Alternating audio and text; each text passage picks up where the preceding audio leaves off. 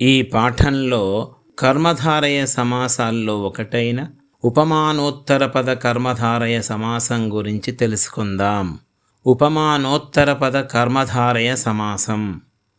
ఉపమానం ఉత్తరపదంగా, నామవాచకం పూర్వపదంగా కలిగినది. ఉదాహరణకు చరణ కమలాలు, కమలాల వంటి చరణాలు. పై ఉదాహరణలో మొదటి పదం చరణాలు ఉపమేయం, రెండో పదం కమలాలు ఉపమానం. ఇక్కడ పాదాలు కమలాలతో పోల్చబడినందున దీన్ని ఉపమానోత్తర పద కర్మధారయ సమాసం అంటారు. దీనికి కొన్ని ఉదాహరణలను చూద్దాము. సమాస పదం విగ్రహవాక్యం. తనూలత, లత వంటి తనువు. అడుగు దమ్ములు, తమ్ముల వంటి అడుగులు. ముఖ చంద్రుడు, చంద్రుని వంటి ముఖం. నరసింహుడు, సింహం వంటి నరుడు.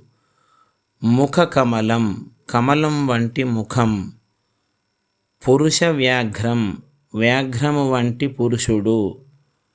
ముఖారవిందం, అరవిందం వంటి ముఖం.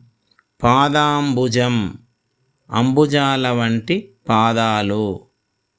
కనుతామరలు, తామరల వంటి కనులు.